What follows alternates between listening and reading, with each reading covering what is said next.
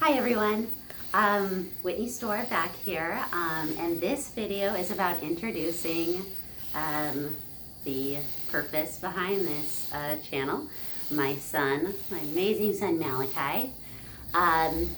Malachi was born in, yes you were, in January of 2018, January 19th. We knew when I was pregnant that Malachi would have a condition called Spina Bifida. Basically, super early on in the development, I'm just going to sit him down, super early on in the development of the fetus, the baby's spine develops, and sometimes when the baby's spine is developing, it doesn't close all the way. So think of it as a zipper, like this spine. Doctor friends will probably not like the simplification of how I'm going to describe this because I'm not a doctor. So I'm going to describe it this way anyways, because someone described it to me this way, and I think it is probably one of the best ways for us non-doctors to understand it. But think of a zipper, right? As you close the zipper, these the little teeth are supposed to go in order, right? Well, when you have spina bifida, one of those teeth or several of those teeth don't zip into place. This happens in the very first weeks of pregnancy. The spine just doesn't close right. There is a gap, and that's called a neural tube defect. And one neural tube defect is spina bifida. So spina bifida can occur at any area of the spine.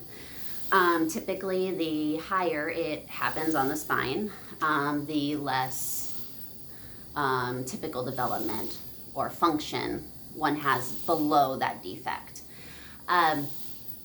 So a lot of people with spina bifida either can't walk and rely on wheelchairs, or some of them can stand but can't walk long distances. So regardless, a lot of people with spina bifida use some sort of mobility device, wheelchairs, crutches, walking tools of different types.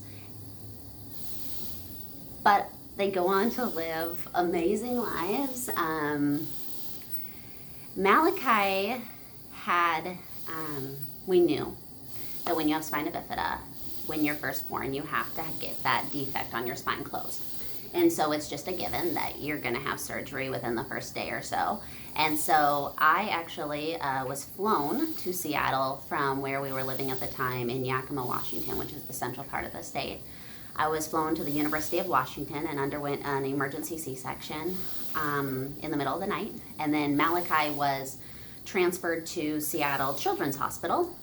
He had that spinal closure on the first day of life. And then another condition usually related to spina bifida is that because the spine doesn't develop in the typical way, it can it causes another condition called Chiari-2, which pretty much pulls part of the brain essentially down into the base of the neck and blocks some of your fluid that's naturally in your brain from draining where it's supposed to.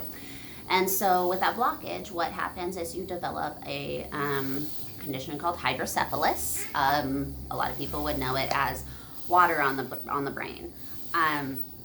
So what happens with that is that you have another surgery to install a device in the ventricles of your brain called a shunt. And that shunt sits there, and it has a tubing that goes down, usually into your abdomen, and it drains the fluid. So Malachi had a shunt placed on day 2 of life. And then in his case, unrelated to spina bifida, probably, he also had 2 holes in his heart. And so in March of 2018, he underwent open heart surgery to close those up. And then following heart surgery, he had some trouble breathing on his own. So he actually got a tracheostomy and a trach put into his airway. And he now breathes through a trach, and he uses a ventilator, a breathing machine. He also has some pretty severe food allergies that we have to deal with. And so he ended up with a feeding tube. His is an GJ tube. So the food goes into the G, which is directly into your stomach. So he has a hole in his belly that the tube goes directly into his stomach. And then in his case, he also has another little tube that's threaded through the G tube and actually goes into his intestines, and that is the J part of it. So it's a GJ tube. So I blend his foods every day from whole, fresh foods. He's on the best diet ever, way healthier than what I get. But I blend him every day and make it into a formula type blend. And then we have a feeding pump that pushes that formula through into his stomach. And so that's how he eats. So yeah, he is a complicated little guy. He's medically complex. It makes me a medical mom.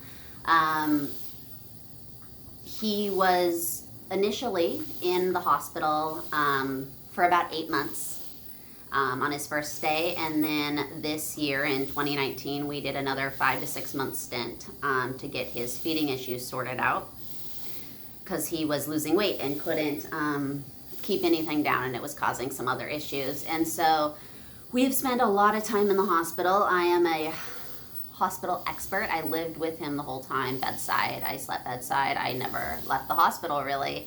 So I got a lot of experience about what that involves. So yeah, I'm going to do a lot of other videos, and I'm going to share what exactly it means to be a medical mom and the kind of stuff that we deal with daily. But yeah, I just wanted to take a little bit of time, introduce you to the amazing Malachi, and share just the first part of his journey. So yeah, we will go into it in later videos, but yeah, thank you.